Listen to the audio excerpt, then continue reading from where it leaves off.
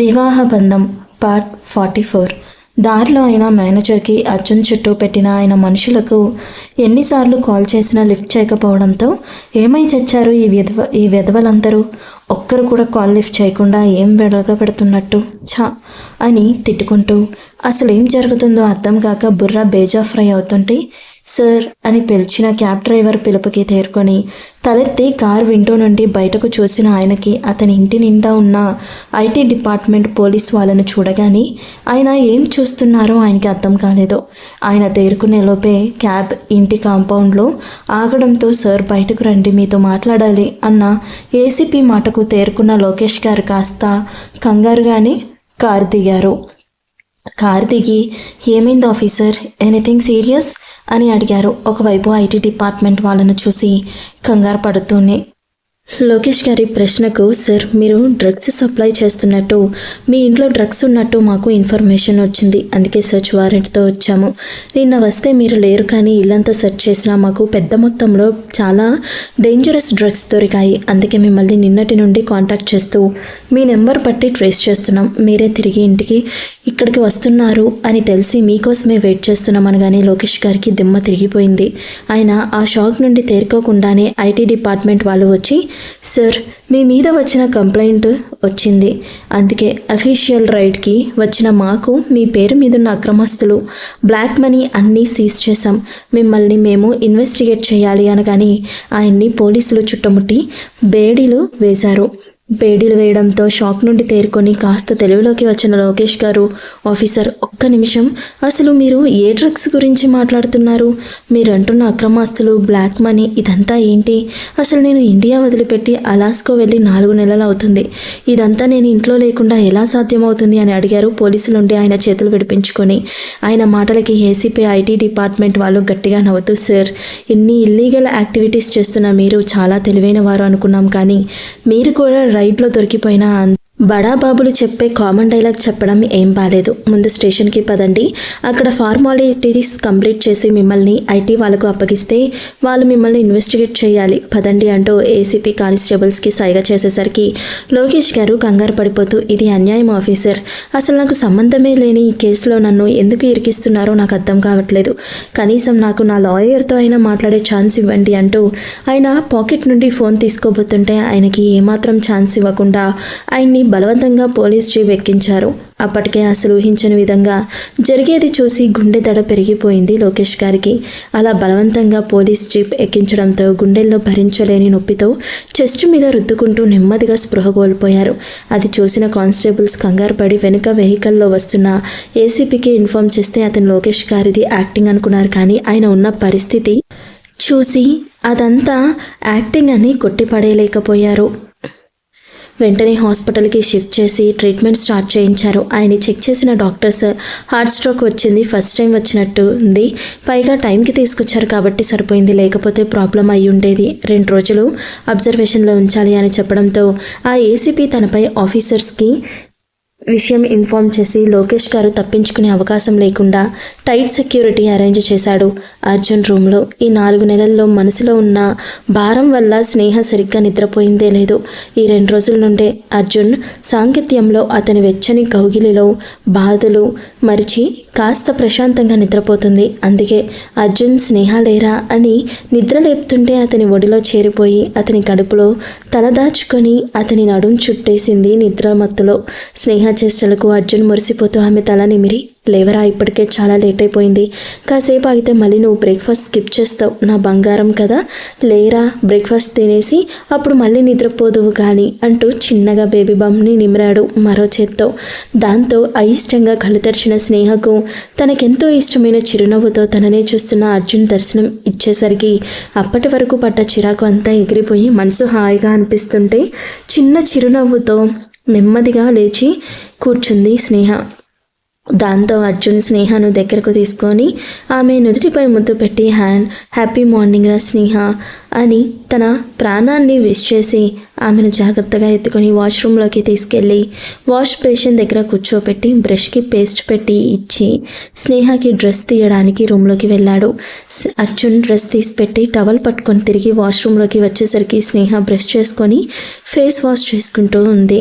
అది అవ్వగానే అర్జున్ నెమ్మదిగా స్నేహను కిందకి దింపి ఆమె డ్రెస్ జిప్ తీయబోతుంటే స్నేహ కంగారుగా అర్జున్ చేపట్టుకొని నేను ఇప్పుడు బాగానే ఉన్నాను అర్జున్ గారు, నేను చేస్తాను అని చెప్పింది. ఆమె మాటలకు అర్జున్ చిన్న చిరునవ్వుతో తన చేతిని పట్టుకున్న స్నేహ చేతి మీద ఒక చిట్టి ముద్దిచ్చి నీకు చెప్పాను కదా, నీ డెలివరీ అయ్యే వరకు నీకు సంబంధించిన ప్రతి బాధ్యత నాదే అని, ఇది కూడా నా బాధ్యతే, నా దగ్గర ఇబ్బంది ఫీల్ అవ్వకురా అంటూ స్నేహను గుండెలకు హత్తుకొని ఆమె నుండి తన దుస్తులు వేరు చేసి నిన్నటిలాని ఎలాంటి కల్ముషం లేకుండా ఆమెకు స్నానం చేయించి నీట్గా డ్రెస్ వేసి రెడీ చేసి బయట బాల్కనీలో కూర్చోపెట్టాడు. అర్జున్ ఎలాంటి ఈగో చూపించకుండా తల్లి ప్రేమ తెలియని స్నేహకు తల్లిలా మారి తనకి చేస్తున్న సపర్యలు స్నేహ మనసు లోతుల్లో ఉన్న గాయాన్ని కమ్మేస్తుంటే తను కూర్చున్న చైర్లో బాధగా వెనక్కి వాలి కళ్ళు మూసుకుంది. ఆమె మనసు ఇప్పుడు ఎంత బాధపడుతుందో అన్నదానికి ప్రతీకగా ఆమె కంటి కొసల నుండి కన్నీళ్లు కారుతుంటే అప్పుడే స్నేహ కోసం బ్రేక్ఫాస్ట్ జ్యూస్ పట్టుకొని వచ్చిన అర్జున్ కంట్లో పడ్డాయి. అర్జున్ తను ఏ కన్నీరు అయితే స్నేహ కళ్ళలో చూడకూడదు అని బలంగా కోరుకుంటూ ఆమె కోసమే బ్రతుకుతున్నాడో ఆ కన్నీరే ఆమె కళ్ళల్లో రోజు చూసేసరికి అర్జున్ మనసు బాధతో మూలిగింది. మౌనంగా వెళ్ళి స్నేహ పక్కనే కూర్చొని ఆమె కన్నీళ్లు తుడిచేసరికి స్నేహ కంగారుగా కళ్ళు తెరిచి నార్మల్గా కూర్చుంది. అర్జున్ కూడా ఇంకేం మాట్లాడకుండా స్నేహకు టిఫిన్ తినిపించి మెడిసిన్స్ ఇచ్చి జ్యూస్ తాగిచ్చి తను ఫ్రెష్ అవ్వడానికి వెళ్ళిపోయాడు. తన కన్నీళ్లు చూసిన అర్జున్ కళ్ళల్లో బాధ స్నేహ మనసుని మెలిపెడుతుంటే అలానే కూర్చుండి ఇంతలో అక్క ఏం చేస్తున్నావు అంటూ వచ్చిన పవన్ని చూసి చిన్న చిరునవ్వుతో తన పక్కన చైర్ చూపిస్తూ కూర్చోమని ఏం లేదురా టిఫిన్ తిన్నావా అని అడిగింది స్నేహ. ఇలా అక్క తమ్ముల కబుర్లలో ఉండగానే ఫ్రెష్ అయి వచ్చిన అర్జున్ డ్రెస్ చేసుకొని ఒకసారి స్నేహ వైపు పూర్తిగా దృష్టి మళ్లించేసరికి సొంత తమ్ముడితో కూడా మనస్ఫూర్తిగా మాట్లాడలేకపోతున్న స్నేహను చూడగానే మరింత బాధగా అనిపించింది అర్జున్కి.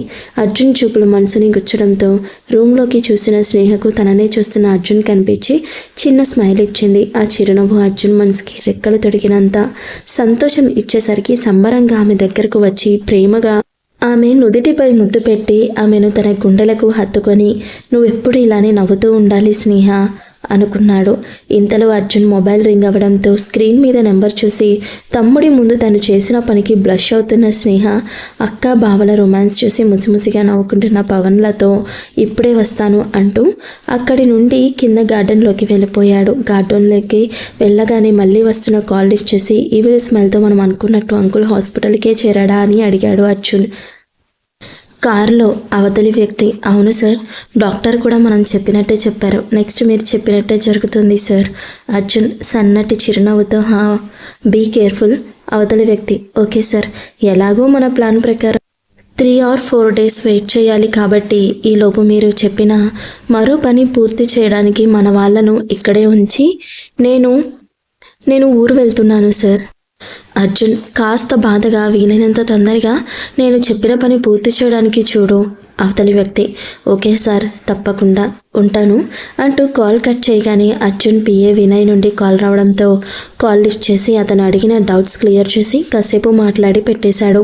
ఇంతలో పైన బాల్కనీలో ఉన్న అక్క తమ్ములు అర్జున్ వెళ్ళిన కాసేపటికి ఒకరిని చూసి ఒకరు నవ్వుకుంటూ ఉండగా ముందుగా స్నేహ నిన్నొకటి అడుగుతాను నిజం చెప్పు అనడంతో వెంటనే పవన్ అడుగు అక్క అనగానే నేను ఇంట్లో నుండి వెళ్ళిపోయాక అసలేం జరిగింది అని అడిగింది సీరియస్గా. ఆమె నుండి ఊహించని ప్రశ్నకు పవన్ షాక్ అయ్యి ఇప్పుడెందుకక్క అవన్నీ అని కంగారు పడ్డాడు. క్రితం రాత్రి అర్జున్ ఈ విషయం గురించే తనని వారించడం గుర్తొచ్చి తమ్ముడి కంగారు చూసి స్నేహలో అనుమానం కంటే కోపం రావడంతో చిన్నా చెప్తావా లేదా అని అరిచింది.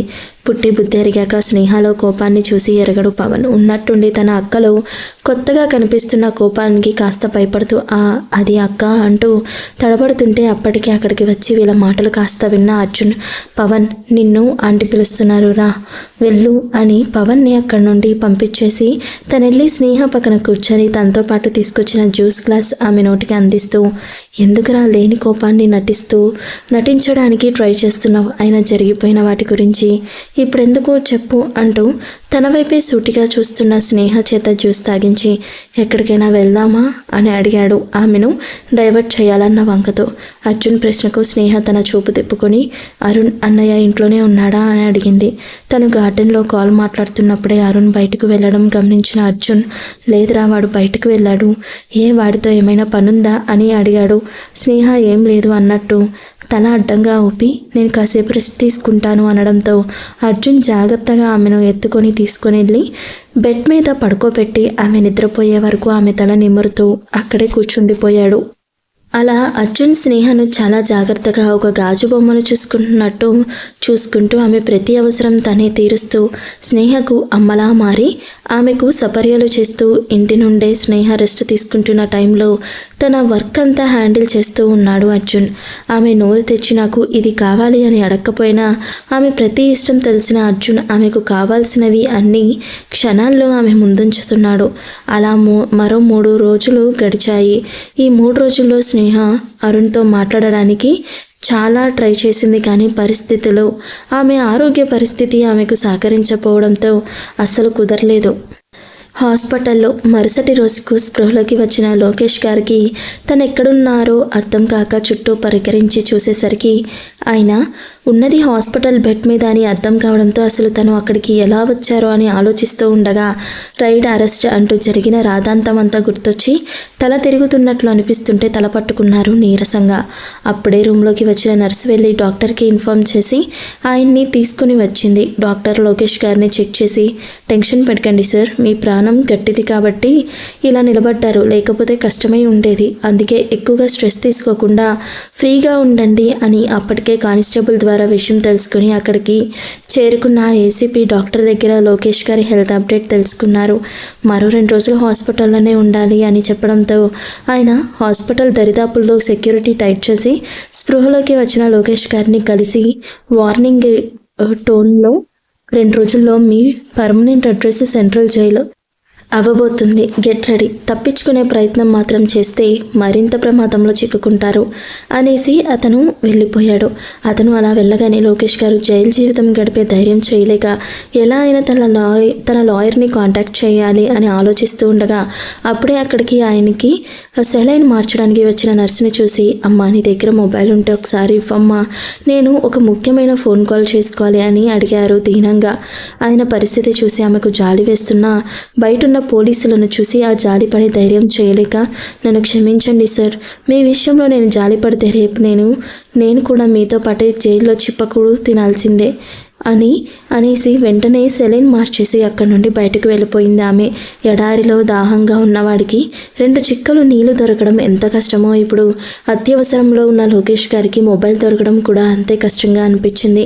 తన దగ్గర లెక్కలేనంత డబ్బుంది, మంచి పేరు ప్రఖ్యాతలు ఉన్నాయి, కానీ ఇప్పుడు ఆయన్ని జైలుకి వెళ్లకుండా అవేమీ ఆపలేవు అని అర్థమవుతుంటే ఆయన ఇరుక్కున్న ఉచ్చు నుండి ఎలా బయటపడాలా అని ఆలోచిస్తూ ఉండిపోయారు. అలా 2 రోజులు అదే హాస్పిటల్ బెడ్ మీద రెక్కలు తెగిన పక్షిలా ఎటు కదలేని స్థితిలో అలానే పడి ఉన్నారు.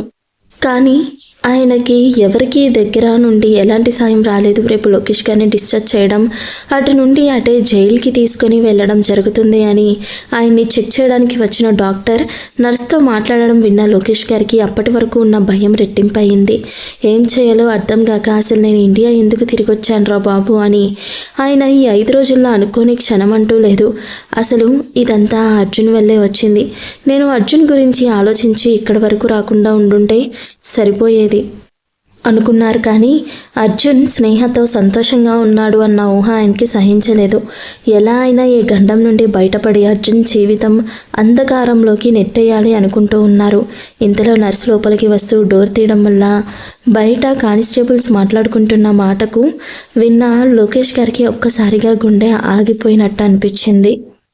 అర్జున్ రూమ్లో స్నేహ భోజనం చేసి రెస్ట్ తీసుకోవడంతో ఆమె ఎదురుగా సోఫాలో కూర్చొని ఆఫీస్ వర్క్ చేసుకుంటూ ఉన్నాడు అర్జున్. ఇంతలో ఏదో అర్జెంట్ కాల్ రావడంతో లిఫ్ట్ చేసి స్నేహకు డిస్టర్బ్ కాకుండా బాల్కనీలోకి వెళ్ళాడు అర్జున్. ఆఫీస్లో ఏదో ఇంపార్టెంట్ ఫైల్ మిస్ అయింది అని చెప్పి వినయ్ మాటకి అర్జున్ తప్పక ఆఫీస్కి వెళ్ళాల్సిన పని పడింది. స్నేహ దగ్గర ఎవరో ఒకరు ఉంచి వెళ్ళాలి అనుకొని ముందు తను రెడీ అయ్యి అరుణ్కి కాల్ చేశాడు. సరిగ్గా అప్పుడే అరుణ్ ఇంట్లోకి రావడంతో అర్జున్ విషయం చెప్పి, స్నేహ లేవడానికి టైం పడుతుంది, లేచాక జ్యూస్ ఇచ్చి నేను తిరిగి వచ్చే వరకు తన దగ్గరే ఉండు, అలాగే పాత విషయాలు ఏవి ఇప్పుడు తవ్వద్దు అని సీరియస్గా చెప్పేసి అర్జున్ స్నేహ నుదిటిన ముద్దిచ్చి వెంటనే ఆఫీస్కి స్టార్ట్ అయ్యాడు.